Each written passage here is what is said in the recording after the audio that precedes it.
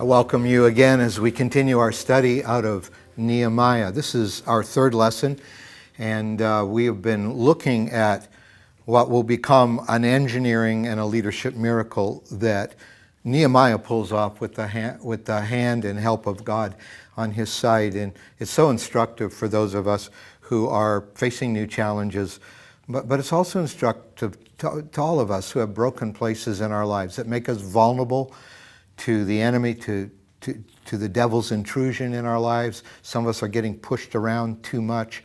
We need stronger walls and dysfunction. We need those gates of the city where all of the function of the city took place. We need those repaired again, and that's exactly what's the case in Jerusalem is with Nehemiah. The walls have been devastated. They've been battered down, and the gates had been burned with fire. Vulnerability, dysfunction, and how is rebuilding going to happen? Now, we looked at the first two steps illustrated out of Nehemiah's life of rebuilding last week. First of all, it's leaning on the favor of God, the favor of God. He starts by praying, and he prays, God, give me favor in the eyes of the king so I can actually do this. He is a 5-month walk away from Jerusalem serving a Persian king. How can he get back to Jerusalem? It's the favor of God. And then the rebuilding. He gets there and he surveys the rubble. You face reality, but you see beyond it by faith. Today, this is the uh-oh moment, because inevitably rebuilding will also remind us that change always brings resistance. You can always put these two words together. Change will bring resistance. Hore's how we see it happen. In Nehemiah 2, verse 10, as this story is unfolding, it says, when Sanballat the Horonite and Tobiah the Ammonite official heard about this, they were very much disturbed that someone had come. Who's the someone here? That's Nehemiah. Someone had come to promote the welfare of the Israelites. Now here's Jerusalem right here. That's Jerusalem. Sanballat up here, the Horonite. Sanballat was the governor of Samaria. This would be kind of an area north of Jerusalem, Samaria. Here's the Jordan River going from north to south. And Tobiah the Ammonite, he would have been from across the Jordan River in this area. Maybe you, as I have had the privilege of visiting the city of Ammon, Jordan. It comes from Ammonite. It's this area right here. In fact, Ammon's right about here. And so to the north and to the east here, and of course you've got the Mediterranean Sea over here, you've got these two centers of entrenched interest. Jerusalem had been defeated years earlier by the Babylonians. It created a power vacuum, and Sanballat and Tobiah had stepped in. And they have no more interest in the welfare of the Israelites because they now have a lot of political and economic interest here. Here's the inconvenient truth.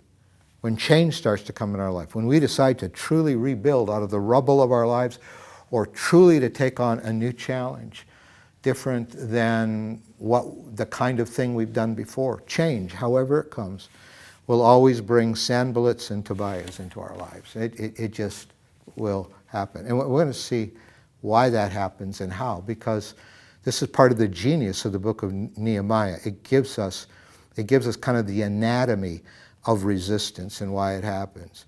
So we do, however, want to visit the New Testament just for a moment in Ephesians 6:12. Ultimately, if we're going to rebuild out of broken places in our lives, there's a devil who doesn't want us to do it.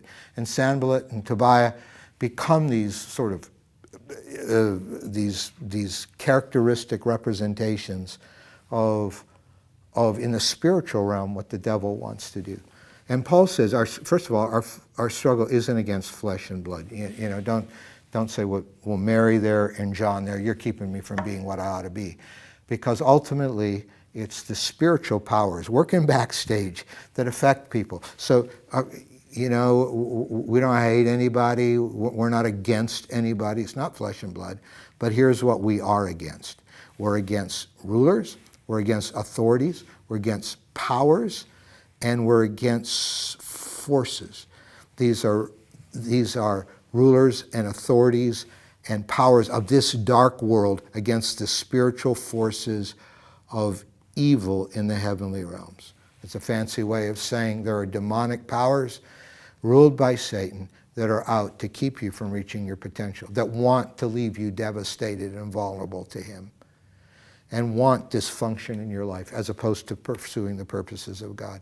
So let's remember this as the backdrop, that we are in a spiritual battle, and change will always attract opposition spiritually. Sanballat and Tobiah represent that. So here's where it starts. In that verse we just read about Sanballat and Tobiah, it said they were very much disturbed that someone had come to promote the welfare of the Israelites. This idea that they're very much disturbed. Now, you're going to have some critics in your life that will help you. All of us need good critical feedback. But in this case, we need to be careful when critics come after us and start opposing our recovery. When we start getting healthier, they start opposing this. Watch out for critics who have a lot to lose. Sanballat and Tobiah had a lot of influence, a lot of economic interest to lose if the Jews reestablished an identity, which especially walls would create for them around that city. They had a lot to lose. And when you have critics come after you that have a lot to lose if you change, that's a warning sign that maybe those aren't voices to listen to. Other voices might be worth listening to, but not these. If you're recovering from addiction, you may have people whose whole identity has been wrapped around either caring for you or enabling you. You become free, they lose their identity, and you sometimes find those people, the unexpected ones, resisting the steps you're taking to get out of addiction. Some people are sick, you assume everyone who's sick wants to get better. But sometimes, it's a funny thing. Sometimes we may not want to get better as much as we think we want to get, because if we get better, if we're healthy, we're going to have to become responsible. We don't have the excuse, I'm sick, I can't. That becomes a convenient excuse. And sometimes we end up even fighting our recovery from sickness or other kinds of debilitation, because change will bring out of the woodwork the people who have a lot to lose if we change. Secondly, we see a few verses later in Nehemiah 2 when Sanballat, there they are, and Tobiah the Ammonite. And now we've got a third person who's going to keep showing up. His name is Geshem, and he's an Arab. So Sanballat was to the north, Tobiah to the east, remember on that map, and of course Arabia was to the south.